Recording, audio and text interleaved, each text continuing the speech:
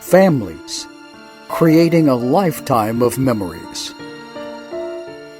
Sadly, some families are denied these important moments due to the sad practice of alienation. These are families divided. Hello, everyone, and welcome to this week's edition of Families Divided TV. We know when families separate and divorce the parents, it really affects the family, especially the children who truly are the victims in this. In many cases, alienation is involved, and those children are taught to either hate the parent or grandparents or not want to spend time with them and make excuses on why, which aren't even real excuses. In this book, Dr. Bill Eddy speaks all about this to both the professionals and the alienated family members and tells you how hard and difficult it is on these children. And let's all remember, they're the ones that matter. I hope you'll pay close attention to this segment as Dr. Colleen Murray will be speaking with Bill Eddy regarding, again, don't alienate the kids. We'll be back in just a minute. Divorce and co-parenting are a major life interruption for families, especially the kids, but also for parents and grandparents. And it's even worse in blame-filled, high-conflict cases. When parents engage in alienation by turning the kids against the other parent or grandparents, kids suffer. They're denied the opportunity to build the 4 big skills necessary for future resilience. New Ways for Families online class can help. Parents learn to use our popular BIF and EAR skills to calm the conflict and stop the hostile emails and texts. And we even have a class for kids and parents to learn together. Research shows a 75% improvement in joint parental decision-making after this course is taken, plus overall improvements for kids' well-being. Don't wait to make this affordable investment in your children's future and improve your well-being too. Start learning new ways for your family today at conflictplaybook.com.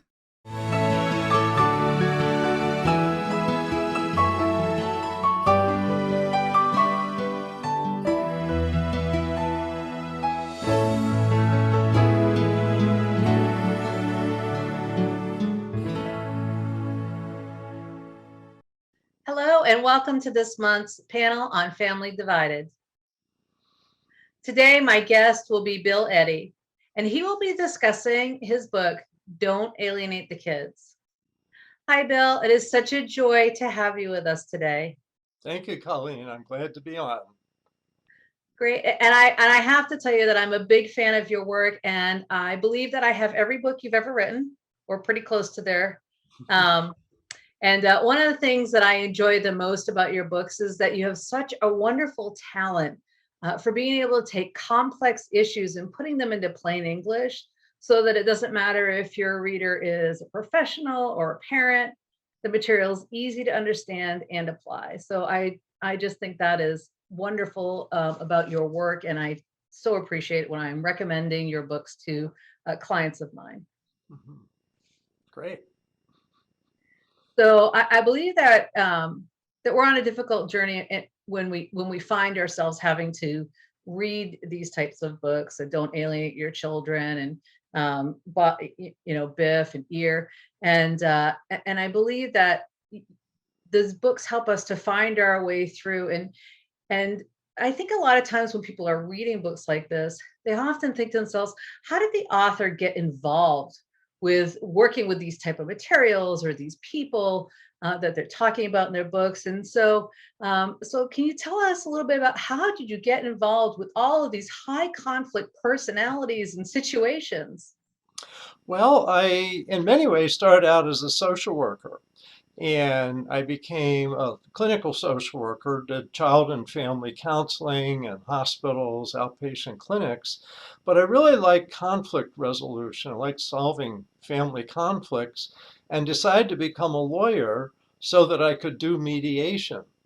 And so I went to law school, and got ready to meet with people in my office, but they said, we need you at court. So many clients came to me that way. And what I started seeing was a lot of the court cases had mental health issues I knew about as a therapist. And so child abuse, domestic violence, substance abuse, but also this complex thing, alienation.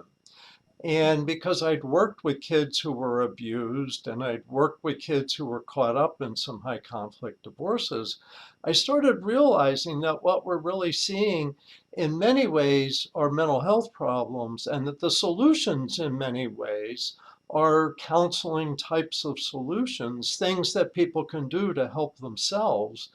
And that alienation was just so complicated. People weren't understanding how it worked. And so I started getting more and more cases, probably 40 to 50 cases have had alienation in them. And I really wanted to explain it to people in as simple terms as possible, because there's a lot of finger pointing and it often was pointing the wrong way. So that's how I got into all this, from counseling and social work, law, and now the combination, to really help families as much as possible. And so it sounds like that background in social work really helped to bring some maybe decision making and understanding of the complexities of what you were actually seeing in the courtroom to bear for you in a much more informed way than, say, somebody who didn't have that background. Yeah, and what I found is I'd be in the courtroom with the judge and maybe 30 other lawyers and families and all that, and I realized I'm the only one that's had training in child development in the whole Mm. room. And so I would use that. And I think I gained the judges' respect because they knew I did have more background than they did. They didn't always agree with me, but after a while, they usually did. And I would imagine uh, that background in child development really helped you to be able to tell the story to the judge in a way that perhaps he hadn't heard before. Yeah. And that just wasn't on the surface. People don't realize a lot of family law judges aren't trained in family law, don't have backgrounds in families. We had tax specialists, utility litigators, all of that became judges. And so Wow. they were new to the whole thing. Wow. So the book we're talking about today, the Don't Alienate the Kids, this is the second edition. And so tell me, what do you think has changed since the first to the second edition for you? Well, I think when the first one came out in 2011, Mhm. um, the issue of does alienation exist was still a hot topic. And so there was this sense of almost competition between people that saw alienation happening, and that's why children resisted seeing a parent, and professionals and parents who were concerned about child abuse. And they said, it's not alienation, it's child abuse. For example, the father, although we see alienated mothers, but let's say the father must have done something that Johnny doesn't want to go and be with him. And looking at, hey, they had a great relationship until the separation a year ago, and now all this resistance is there. Dad must have done something. Well, maybe there's something that mom's saying. And like I said, it could be vice versa. I've had cases I've represented mothers who the father was doing and saying things. So is being able to see the big picture, and 10 years ago that there was a big struggle for that, I think. Now today, two things. One is I think there's many more professionals who recognize alienation, and they recognize that there's dynamics to look for and understand. And sometimes, say, a violent or abusive parent may also be engaged in alienating behavior. So it isn't Sure. one versus the other. But the other thing that's concerning to me is I thought now, 10 years later, we'd be seeing fewer alienation cases, and frankly, I Mm. think we're seeing more. So that's a Yeah. change too. Yeah, I was going to ask you about that. What kind of has stayed the same? And it sounds like perhaps the rate of amounts of alienating cases that you're seeing, I'm sure if you did the population increase and the amount, it'd probably be the same number, right? So I know when I've worked with domestic violence, since it's 1 in 3, but it's been 1 in 3 since the beginning of time.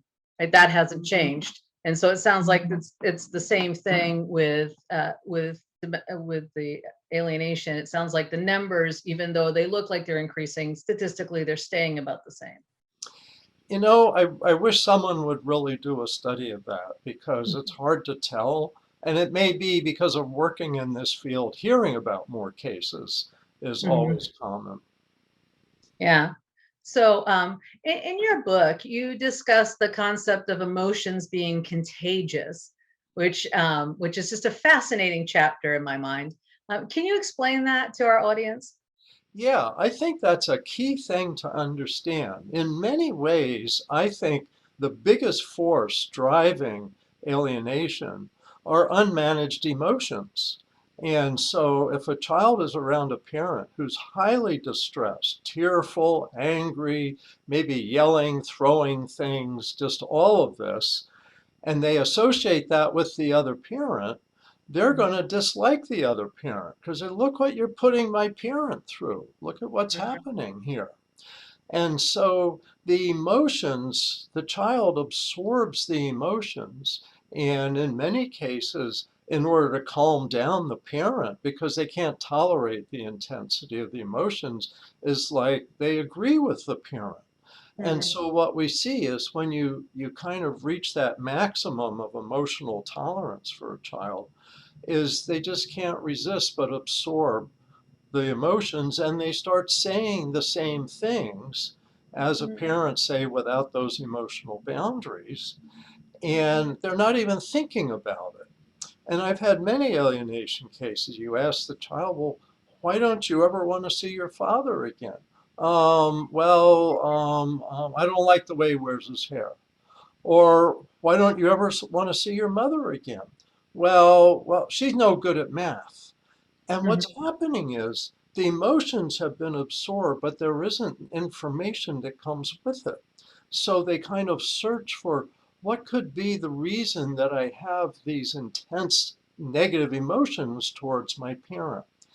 And so if we start understanding that emotions are contagious, I think we can really help parents, but we really need professionals to understand that, because they often escalate the anger and emotions off the charts, and it all gets filtered down to a child, especially if a parent doesn't have a filter of their own. They just pass it on. So I think that's so important. A quick thing I want to add is I think in court cases, there's a lot of argument over what did you say or what did you do? Yes. And I think it's like 1,000 little emotional extremes that have added up. So we should stop arguing and stop being as emotional and start trying to understand. Do you think that emotional contagion happens in the courtroom too? I think it does, because it's hard to find an angrier case than one about alienation. And you get two sides. So you got lawyers on both sides, maybe therapists on both sides, and they're really upset, not just about the child, but they're upset with each other. They Right. absorb that, and the judge is like, calm down, everybody. And yet, because people don't understand it, they get more emotional. Domestic violence, especially when it's clear cut, is an issue where people go, here's what you need to do. There's not, I've represented victims of domestic violence and perpetrators of domestic violence. And pretty quickly we're on to what should be done. What should the program be? What should the restrictions be? But with alienation, people don't agree on what's happening. So the escalation of emotion, which makes it worse because it gets transferred to the kids. So is emotions being contagious? Is it always a negative thing? No, positive emotions can be contagious. And I want to give people a sense of hope, because what we can do, by being positive, being empathetic, being respectful, we can calm a lot of the conflict and really help people. And that's what, say, a parent whose child is resisting contact but still having contact can pay attention. Be careful to put out a lot of positive emotions. Don't get angry with your child for resisting you, because that just reinforces the divide. And divide is a good word. So yeah, so we've got to see that we can, with positive, and as professionals, calm people down, giving them positive emotions, giving them empathy, attention, and respect helps. So in a courtroom or in a counseling session, if the two parents are constantly going at it, either through their lawyers or by themselves, what I hear you saying is it's not a good idea that the counselors, whether they're lawyers or mental health counselors, to continue to let that build, that it needs to be stopped. Absolutely. And they need to be respectful and empathetic with both parents, Mhm. because they're a parent that's doing negative emotional contagion is Mhm. usually oblivious to it. And so when you get angry with them, they get more defensive and more angry.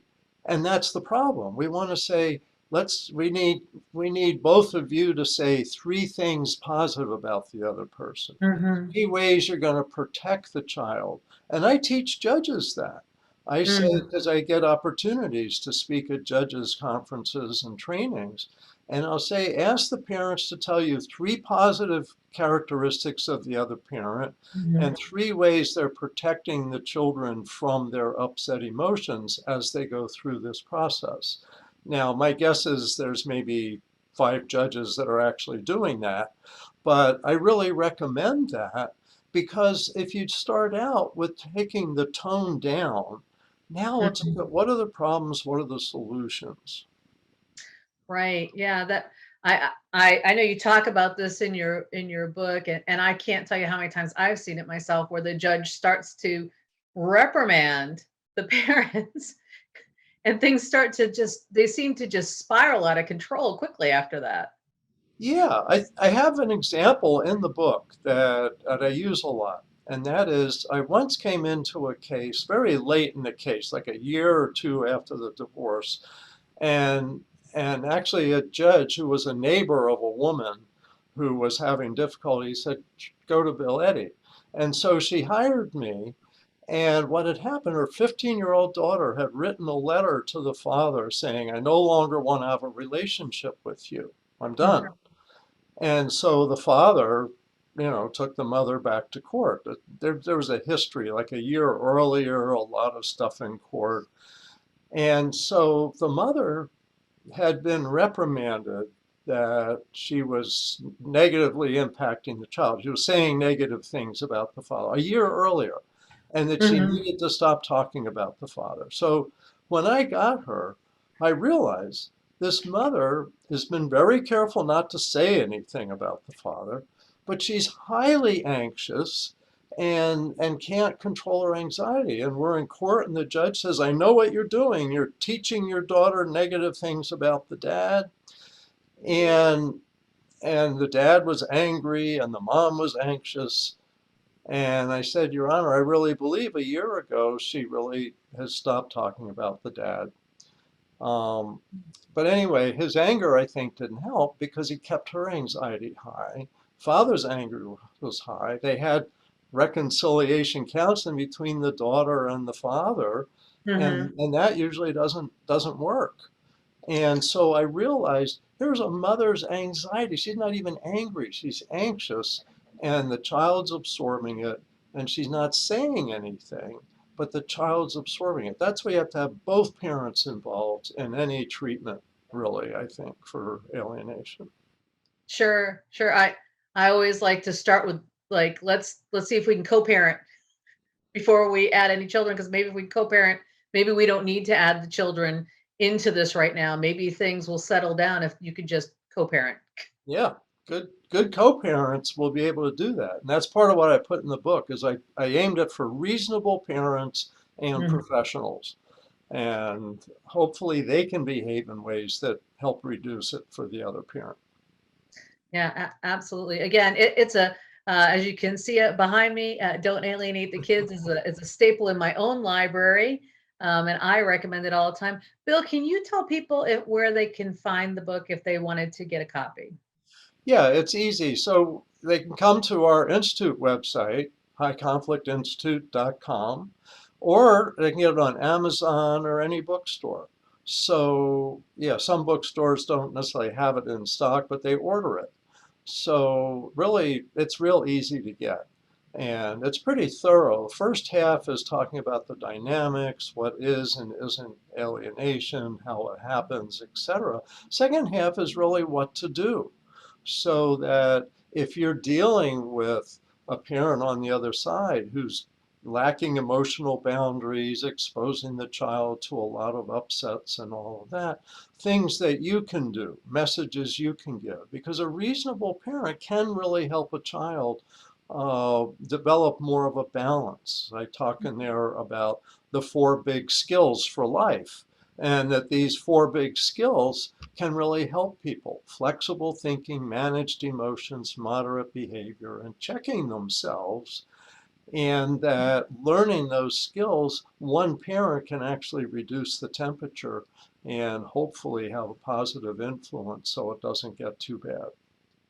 So this is a book for the layman and for the professional that that they can take things out of it and practically apply them almost immediately, I would say, in my opinion, by just following some of the tips and guidance that you offer in the book, and with with the stories that you tell, and how you explain everything so down to earth and so easy to understand, because some of these are very complex phenomena that you're talking about, but you really do bring it to where anybody can understand it and put this into practical application.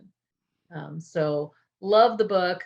Very honored to have you here today, Bill. It has been a pleasure for me to be able to interview you today. Is there any last parting thought that you have for our audience? Just to help people think in terms of skills, problem solving, giving each other empathy, attention, and respect, and bringing the temperature down however you can, and letting everyone know also I feel so much empathy for the situation people are in, and really want to do my part to help. And the book is one of the big ways I hope to succeed with that. Thanks for Well, having me. Well, thank you. Thank you for making time. And thank you to our audience for joining us today. We've been talking with Bill Eddy, CEO of High Conflict Institute, author Actually, of, let me yes, It's Chief Innovation Officer. oh, Chief Innovation Officer. Yes. My apologies. So that way I develop methods and write and create stuff. Yeah. Chief Executive Officer takes care of more of the business side, and I'm happy to have her do that. Uh, yes. So thank you for explaining that to me. I appreciate that. And to all of our audience, remember what Proverbs 1:5 says, that the wise will hear and increase in learning, and the discerning will acquire skills. And that is what we intend to do here through Families Divided, is provide you with discerning information so that you can have the skills to come against this awful thing called parental alienation.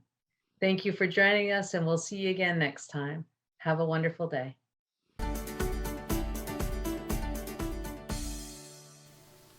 Hi, I'm Lisa Rothfuss, and I'm a psychotherapist and a licensed clinical social worker with 33 years of experience working with children and families in the Austin area.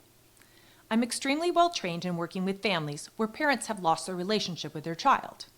I'm going to tell you about reunification, the process of reestablishing a lost relationship between a child and a parent.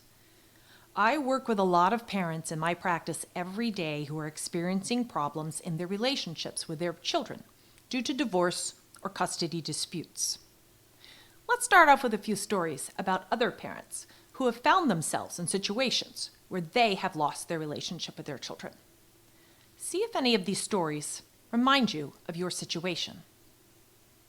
The first story I want to tell you about concerns a divorced mother with a 10-year-old daughter.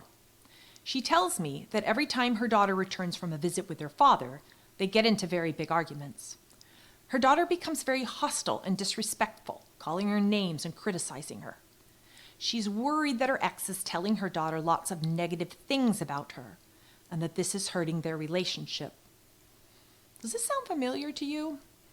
Do you worry that someone in your child's life is saying negative things about you? How about this story? A divorced father with a 16-year-old daughter has 50-50 custody with his ex-wife. His daughter is saying that she doesn't want to live with him anymore. She wants to live with his ex-wife full-time. He thinks that his daughter doesn't want to live with him because he has more rules and expectations at his house than his ex-wife. He feels that she has no rules and very few expectations. He's terrified of losing his entire relationship with his daughter. Does that sound familiar? Do you and your ex have different parenting styles? So every day in my practice, I hear these kinds of stories where parents are losing their relationship with their children. And they're frustrated and confused, and they don't know what to do. And everything they try seems to make the situation worse. Is this you? There is a way to get help. Often building back the relationship requires a special kind of therapeutic intervention called reunification therapy. So what does reunification mean? It's a fairly new form of treatment for families dealing with high conflict situations. Reunification therapy is often needed when a child is starting to refuse to see a parent, is outright refusing to see a parent, or when a parent is refusing to follow the possession or visitation schedule outlined in your court documents. The goal of reunification therapy is to get children back on track, following the court orders. My name is Lisa Rothfuss, and you can reach me at 512-643-2851, or you can email me at info@lisarothfuss.com, or even surf over to my website, www.lisarothfuss.com. Thank you, and never give up hope.